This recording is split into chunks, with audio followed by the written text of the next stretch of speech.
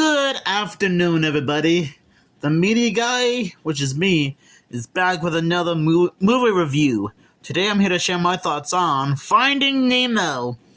And it kind of makes sense to talk about this movie because the film did turn 22 years old. Time flies fast. You might be wondering what this is about in case some of you don't know what it is. From the Academy Award-winning creators of Toy Story and Monsters, Inc., it's time to dive into Finding Nemo, a hilarious adventure where you'll meet colorful characters that take you into the breaking underwater world of Australia's Great Barrier Reef, mate. Sorry for my terrible Australian accent. Nemo, an adventurous young clownfish, is unexpectedly taken to a dentist's office aquarium. It's up to Marlin, Albert Brooks, his worrisome father, and Dory, played by Ellen DeGeneres, a friendly but forgetful regal blue tang fish, to make an epic journey to bring Nemo home. Their adventure leads them face to face with vegetarian sharks, a surfer dude turtles, hypnotic jellyfish, hungry seagulls, and more. Oh boy. It's an Australian jungle though, mate. Marlin discovers a bravery he never knew. Finding Nemo's breakthrough computer animation takes you into a whole new world with this undersea adventure about family, courage, and challenges. Take the play into Finding Nemo, a specifically beautiful animated adventure for everyone. And even the VHS also includes a bonus Pixar short film, Knick Knack.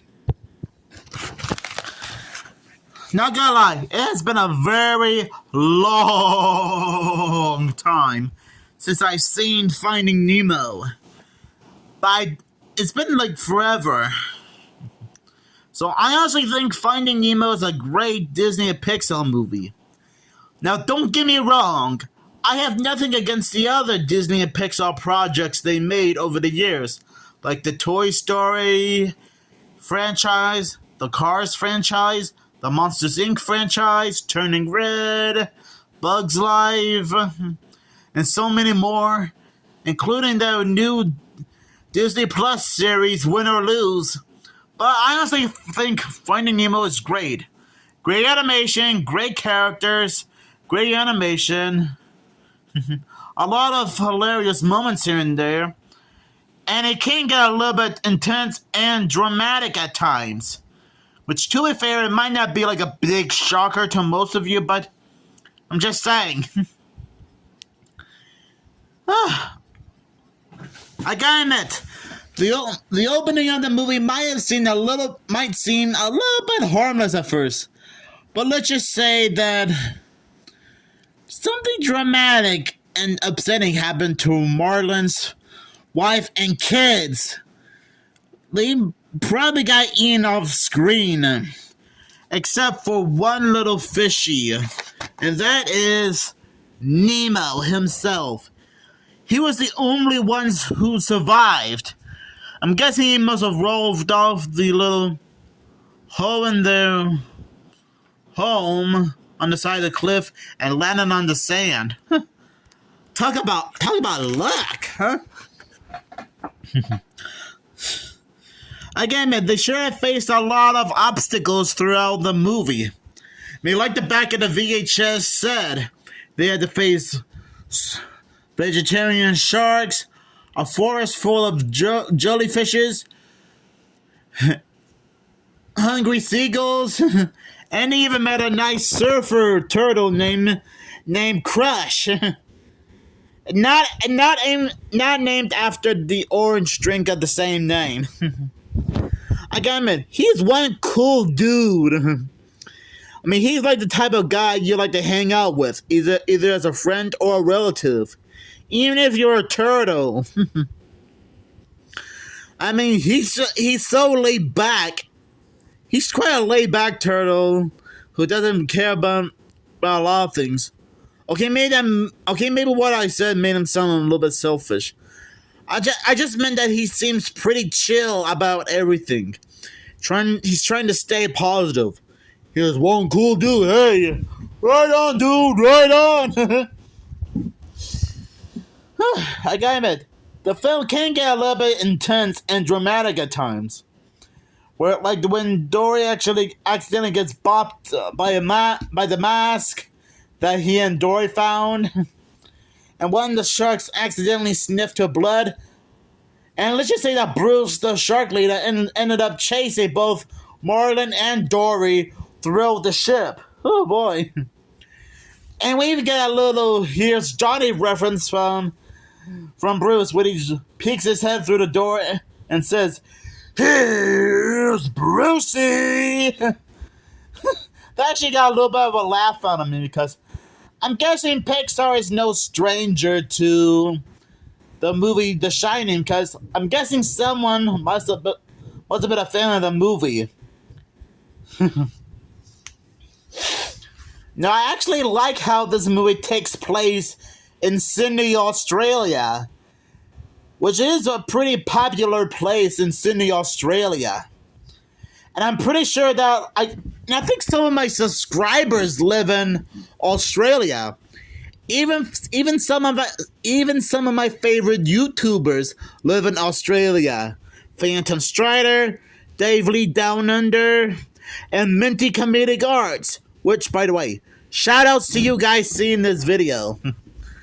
So I'm guessing this movie feels right at home for you guys. And I like how it's trying to be respectful to one of the most popular cities in the world. Because to be fair, Sydney is quite a popular place to visit every year. And sure, to be honest, I never visited Australia or any other country in the world. But if I do, maybe I might check out Sydney, Australia someday. Of course, I think right now, by the time I'm recording this review, it's probably already nighttime in Australia. Not sure if that means Australia's like maybe 7, 8, or 9 hours ahead or behind the time zone here in North America. You guys can let me know. I actually do like Dory in this movie. She may have short-term memory loss, but she can be a little bit helpful. Heck, she has tried her best to help Marlin rescue his son Nemo from the dentist's office. So it's kind of like an adventure. It's almost like Sesame Street's Follow That Bird, but with fishes. Okay, I know it might be a little bit weird for me to compare Finding Nemo with Sesame Street's Follow That Bird, or the other way around, depending on your point of view. But I'm just trying to make a point here. I also like how when they were in the trench, they actually had to try to outswim the anglerfish while trying to look for the mask down there. And I'm telling you, the trench is like pitch black down there. Like, you can't see jack diddly squat. You will probably have night vision like a cat or an owl to see down there. Whew. Luckily, they try to outswim the anglerfish and try to make it to Sydney, Australia. I do like the fish tank gang, Gil and the others. They were also captured by the dentist and tried various ways to get out of the fish tank and make it back to the ocean. They even tried to help little Nemo out, because they could tell that he really misses his old man a lot. And I don't blame Nemo. Family is important. And I guess Nemo is the only family Marlin has got left. So I'm glad Gale and his friends tried their best to help Nemo get reunited with his old man. And I like how Marlin did try his best to go through this long and bizarre adventure just to save his son. I mean, hey, we all gotta do something to save someone we love, right? Right? Oh boy. So yeah, Finding Nemo is fantastic. A lot of great action moments. It can be dramatic, it's funny, heartwarming. Still has great animation, great characters, an awesome story to follow with a beginning, middle, and end. And the music is quite satisfyingly relaxing. We don't get too many movies like this these days. Okay, maybe we might have had a few movies or TV shows that might have been a little bit similar to Finding Nemo. But that's besides the point, guys. That's besides the point. So yeah, I honestly think Finding Nemo is great. And I'll give this movie 5 Australia countries out of 5. Because that's how great this movie is. So do you guys have any favorite memories from Finding Nemo? Let me know down in the comments below. And I assume you guys might have seen this movie before. Whether you saw it in theaters 22 years ago, own a VHS or DVD copy of this movie, saw it on Disney Channel at some point, or watch it on Disney Plus. Whatever way, it's still a great movie. So just let me know what your favorite moment from this movie is. And yes, I will let you guys know that I have seen Finding Dory, which is a sequel to the first Finding Nemo movie. And I thought it was an okay movie. Maybe it's not perfect, but hey, it's still an enjoyable movie. And who knows, maybe someday I might find a DVD copy of Finding Dory at some point.